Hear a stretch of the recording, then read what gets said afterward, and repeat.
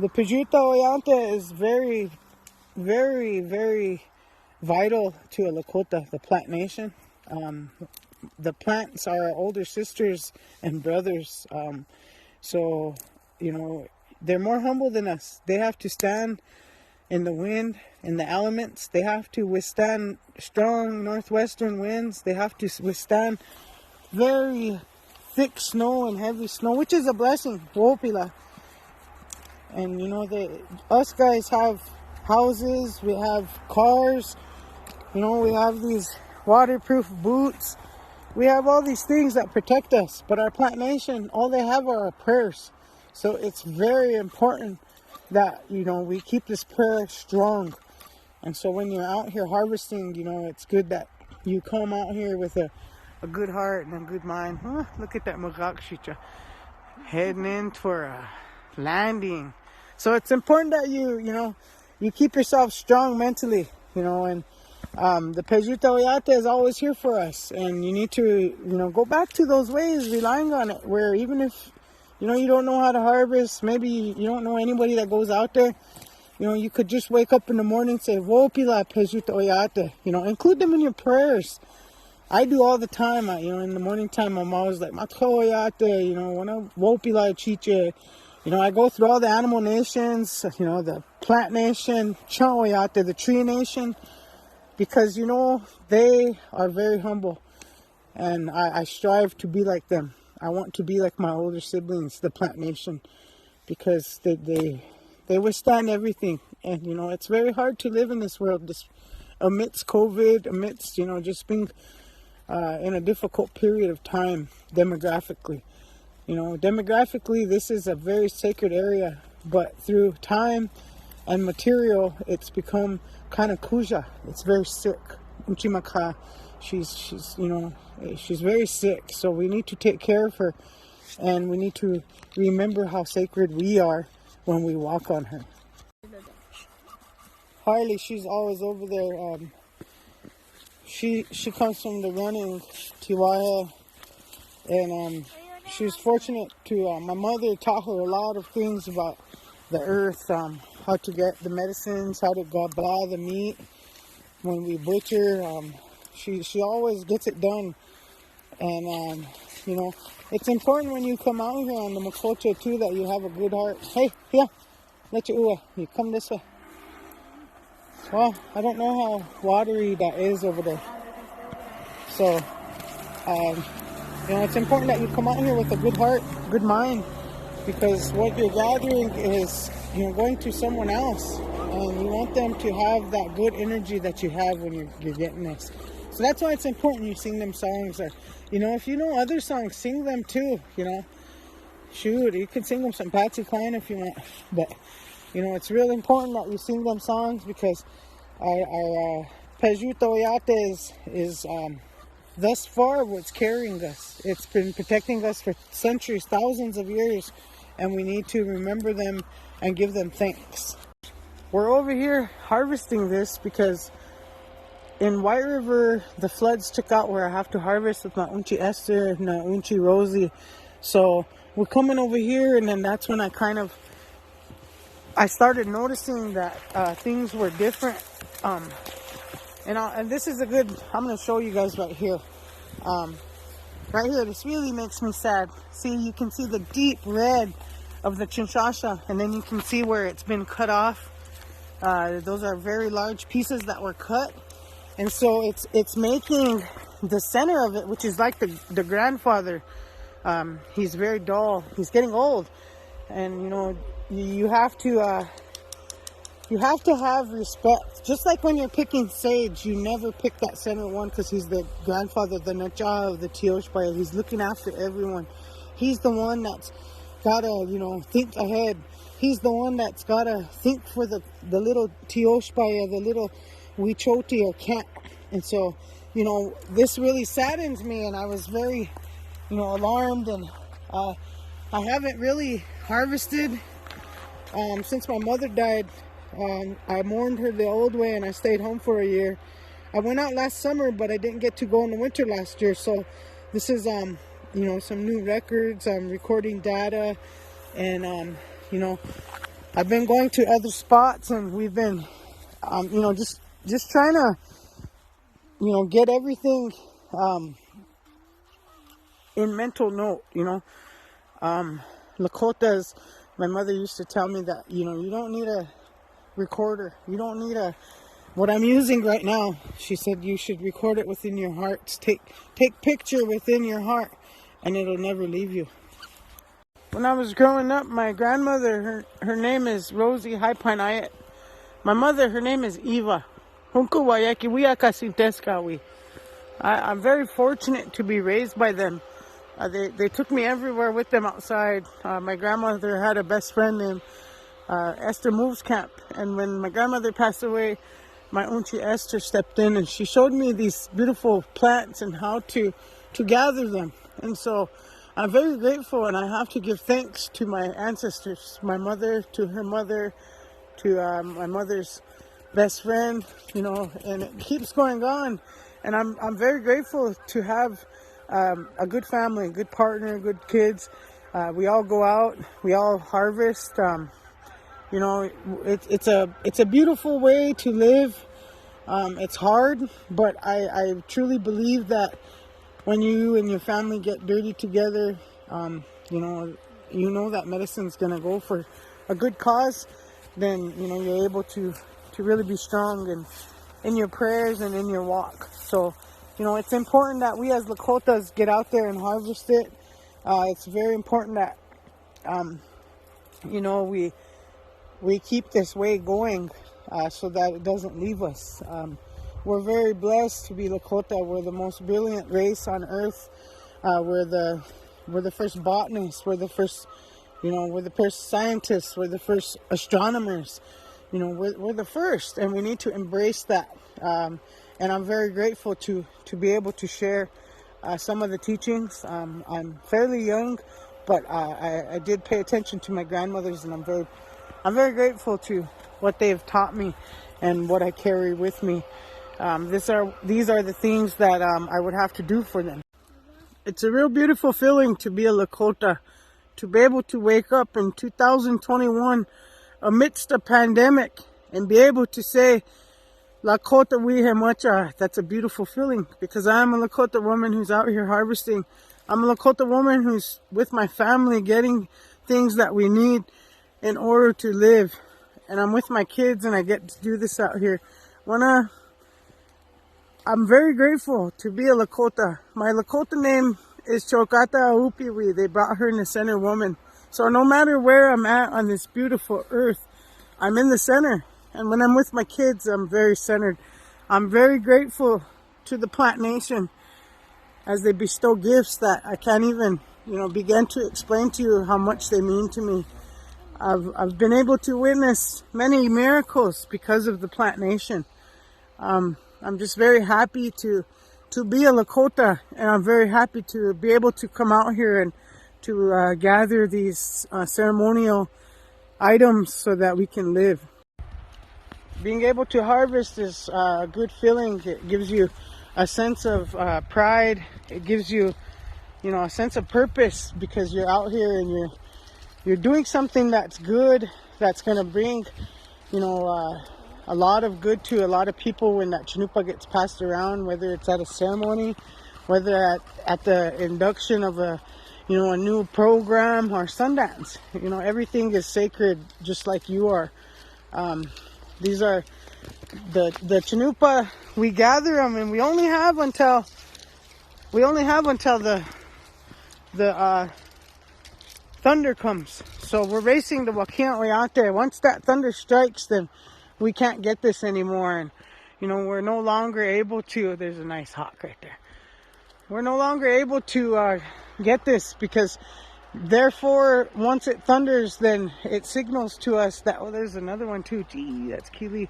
It signals to us that, we need to start moving. So once we, we're in our winter camps right now.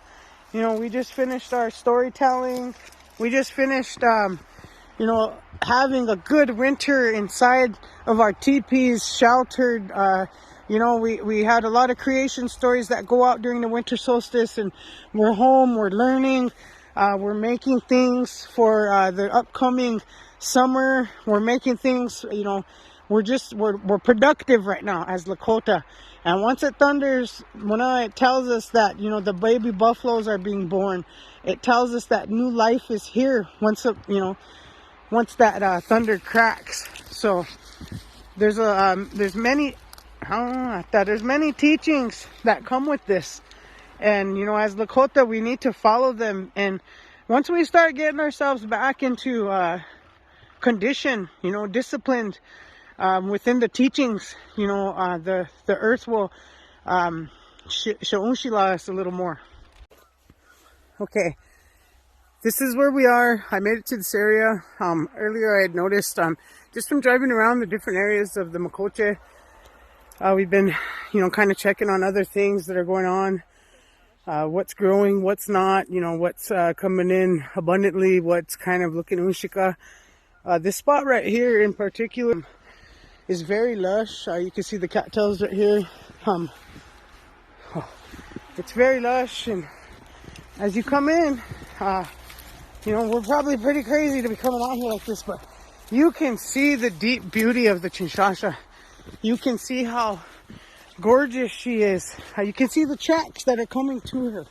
You can see everything beautiful. And then I'm going to show you also the effects of harvesting.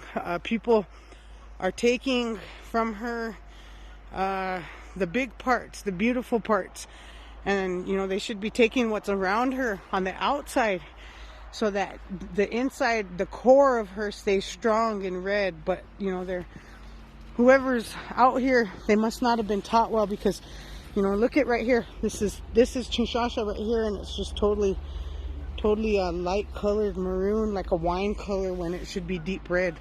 So, you know, as Lakota, you know, we have to remind ourselves of how powerful we are, and that, you know, what you take, you should give back as well.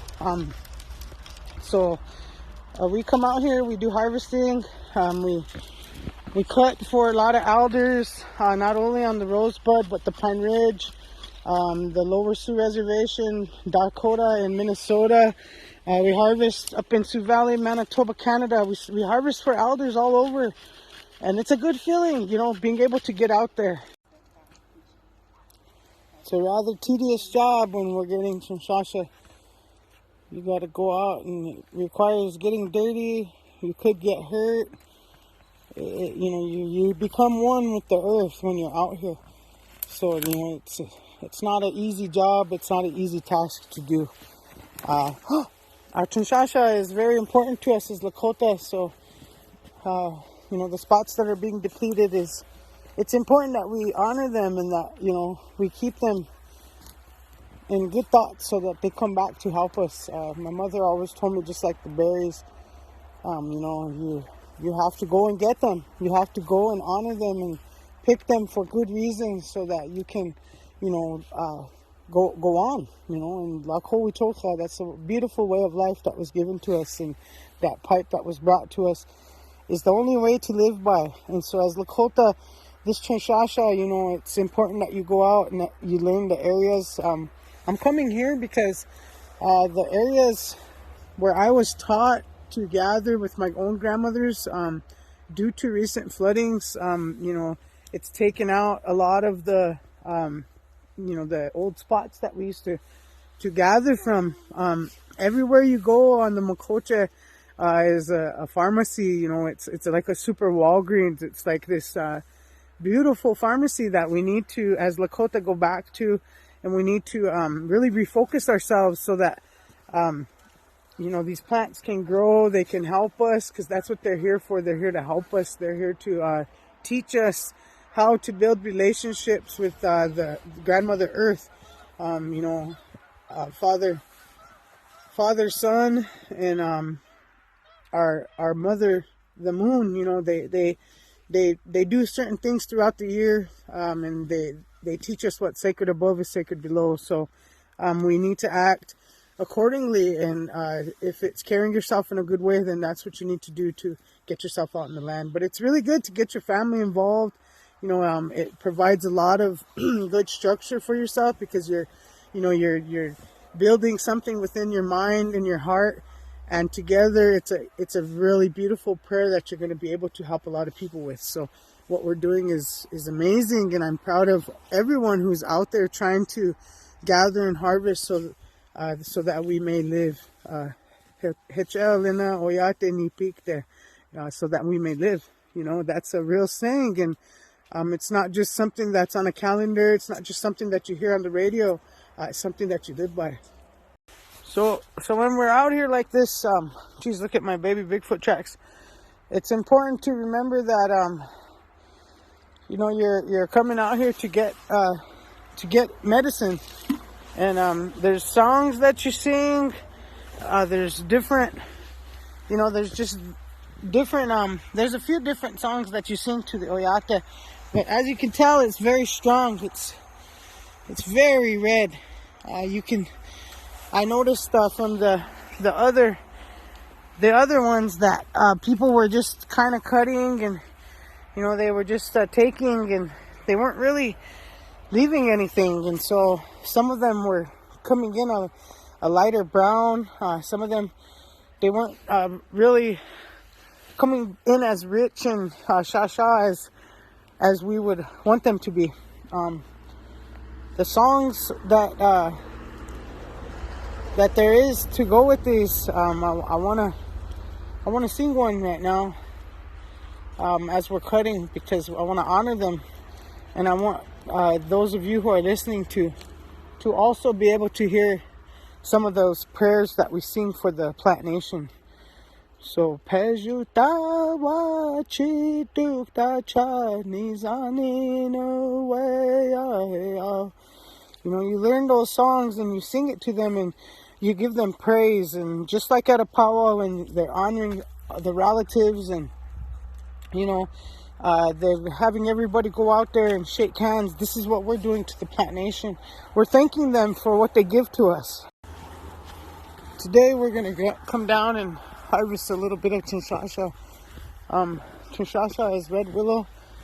It's what we use ceremonial to put in our chinupa. The chinupa is the main focus of our way of life, like Holy Chocha, and in every ceremony it is brought out and used in prayer, and that's how we begin anything. So the ceremonial food is the chinchasha. So we're coming out here today, and we're gonna harvest some of it.